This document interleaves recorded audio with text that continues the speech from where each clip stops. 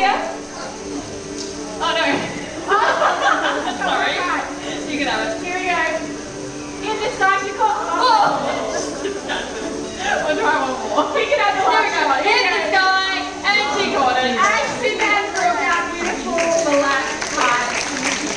Now we move on from our inland deserts to our coastal waterways. There are in fact many amazing water bird species that you can see out and about in Australia. Now one of the largest and most impressive of them all is of course the Australian pelican. Now there are 7 species of pelican that are found around the globe. But right here in Australia, one of our heaviest flying birds is this guy. This everybody is marlin, and marlin is an Australian pelican. Now these guys can actually reach weights of up to 7 kilos and have wingspans reaching over 2.5 metres, making them one of Australia's heaviest flying birds. Now very commonly seen roosting on sandbanks and rock platforms, as well as swimming in bays, lagoons and estuarine waters. But you know, the most characteristic feature of the pelican is that elongated bill with its massive throat pouch. And that throat pouch can actually extend up to 14 litres of water. And if you have a look at the end of the upper mandible, it has a little hook. Now that is designed to be able to grip onto slippery food items that they like to catch. Now the lining of their bill is incredibly sensitive and they'll actually utilise it much like a fishing net. So what pelicans will do is they'll plunge their bill into the water and they'll grab those prey items, and then once they've captured them, they'll actually draw that breast to their chest and allow that to empty the water out and allow it to manoeuvre into a swallowing position. But unfortunately, due to this way of hunting, pelicans do find themselves hooked and entangled in a lot of our active and discarded fishing lines. So it's important to remember that it does only take one careless action to cause such harm, and one positive action to prevent it. And I don't know about you guys, but I definitely want to protect birds like marlin. He is definitely a show stealer indeed. Now, in our fishing season, there are actually many birds that have learned to take advantage of modern fishing practices. And our next guest, well, they've actually learned to follow fishing trawlers for their genetic bycatch, and about 70% of their diet is actually made up of that discarded fish, should I say. Now his name is Monster, and he is a beautiful little crested tern. Now crested terns are extremely adaptable species and a very common sight along the coast of Australia. Now these birds have the ability of being able to plunge 10 metres above the water, diving to depths of 1 metre in search of their favourite food items such as anchovies and sardines. And during the breeding season, they're known to forage up to 10 kilometres from land in search of those food items.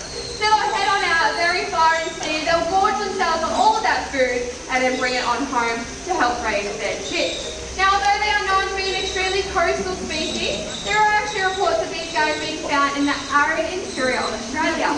And it is believed that they may have actually been blown inland by a passing tropical cyclone. I like the one that's just gone through to far north Queensland, hey Monster. But what do you say? Should we get on out of here? Because I feel like I can hear a bit of thunder coming, maybe a bit more rain. We don't want you getting blown inland again. So come on buddy, let's go. Come on. Oh, you don't want to get wet? That's alright, I get it. You birds don't want to get wet. Come on buddy. Let's go.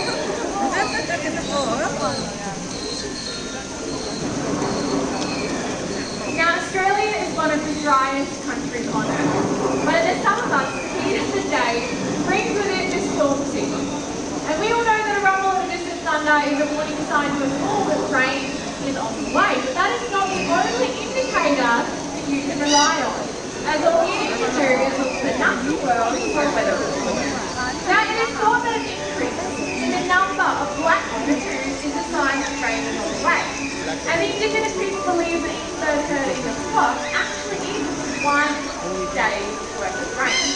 Now, given their large size, their raucous call, and of course their flocky behaviour, these birds are easy to spot as they fly gracefully across the Australian landscape. But identifying each individual species, well, that takes a little bit more attention to detail. Now, we are quite lucky because there are 3 different species of black cockatoo that you might be fortunate enough to spot right here on the North Coast. And the one that you're most likely to see is a yellow-tailed black cockatoo, so very distinctive bright yellow cheek patches and yellow tail feathers. But the one that you're least likely to spot is this beautiful girl here, and that is the red-tailed black cockatoo. Now, they have got stunning bright red tail feathers. Now, birds like Harpia is an ambassador for her species, and here at Currumbin, we are proud to be part of a very important breeding program to help protect these birds from disappearing altogether out in the wild. But you see, from the heat of the day to the storms that follow, many animals will rest while others, they actually bring the night to life. These are known as nocturnal animals. Now, throughout the darkness of night, you may not be aware, but we're sharing our backyards with a surprising number of native species. And if you look closely, you will find clues everywhere. Whether it be a scuffle in the bushes behind the rubbish bin, perhaps a flash of colour in the tree canopies, or maybe even those droppings in the lawn in the early hours of the evening. But one thing, of all the animals that emerge at night time, you actually create such unique ambience quite like an owl. Now, we are so very lucky because in our country we have 11 different species of owls, and they each cover every single state and territory. And of course, the Indigenous people, they actually believe, well, they see the owl to be a totem living and universally symbolize the owl's night, mystery, and darkness. Now, this beautiful girl here, this is Bailey. And Bailey is a barking owl that's actually one formidable predator. Now, this species is famous for a number of different reasons, but probably the one that they're most well known for is their unique vocalization. You see, they have got, there it is, they have got a vocalization that sounds just like a dog barking. Now, interestingly enough, their companions can hear and respond to this call from up to and over 6 kilometres away. Pretty incredible when you think about it. Now, if they companions cannot hear that vocalization, that is when they use their impeccable eyesight to locate their companions, so their prey items. Now, a barking owl likes to feast on things like small insects, large to medium-sized animals, and of course small breeding birds, which is found in countries above. Interestingly enough, this bird requires an extremely large territory when it comes to hunting. In fact, a breeding pair can hunt across as much as 6,000 hectares. Now, just to give you an indication of how large that is, the secretary is set on just 27 hectares. And just watch Bailey today. You might notice that she has excellent ability to rotate that nectar to 170 degrees. That is because she has got nothing down vertebrae into her neck as a giraffe. Which is pretty incredible when you think about it. And then this bird is also paired with what is known as crepuscular vision. So they have an incredible ability of seeing just as well in the daytime as she can at night time. And they also have what is known as silent flight. So the edge of her feathers are completely grey, eliminating all sound in the middle of the night. Now these are all just a few features that make this bird one formidable predator. Ladies and gentlemen, boys and girls, Bailey is a beautiful barking owl.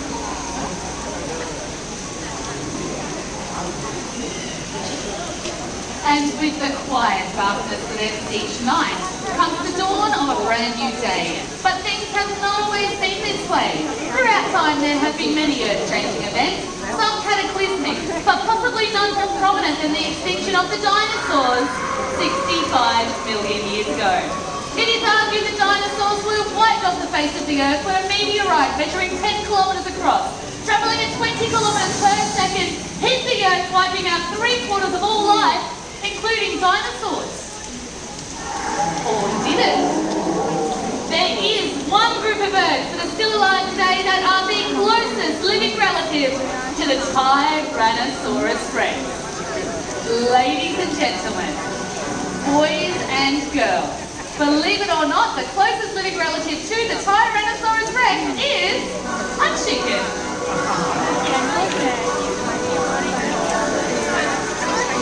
A chicken. A very wet chicken.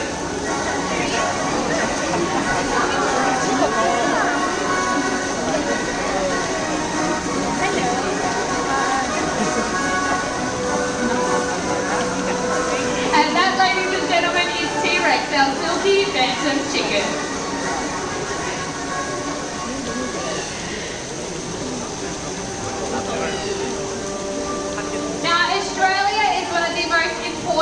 destinations on Earth for biodiversity, and it is home to more species than any other well-developed nation. Unfortunately though, with early European settlements' determination to cultivate the land led to immense battles between farmers and Australia's native wildlife. Having apex predators is vital for the regulation of an ecosystem in all natural landscapes. And an apex predator is a species that sits at the top of its food chain. Unfortunately, however, for one of Australia's most majestic apex predators, they have been the most persecuted bird on Earth.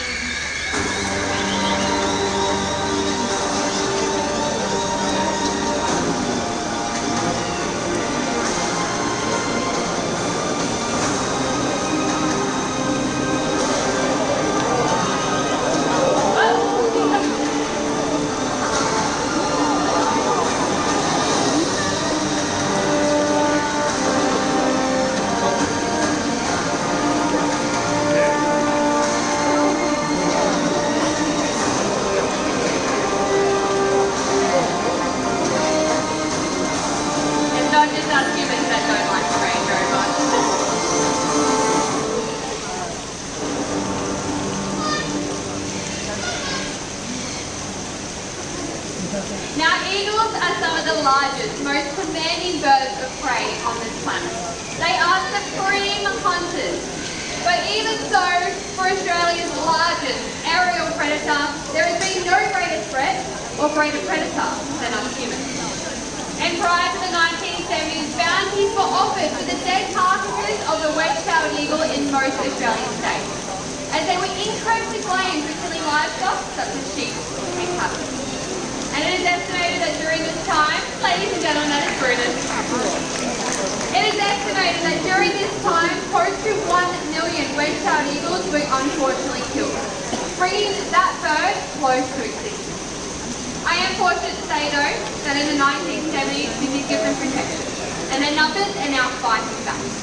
This is just one perfect example of how one action, one change in our thinking to stand up for what is right, makes such an incredible and powerful difference. You see, the Indigenous people of Australia were leaders in managing the land whilst coexisting with their environment. And it is only today that we are truly beginning to understand and recognise the importance of these cultural truths. You see, as humans, we make over 35,000 decisions every single day. And to make a difference, to make a positive impact, you just need to change one. Changing something like picking up after yourself, or maybe just picking up a piece of rubbish that isn't good.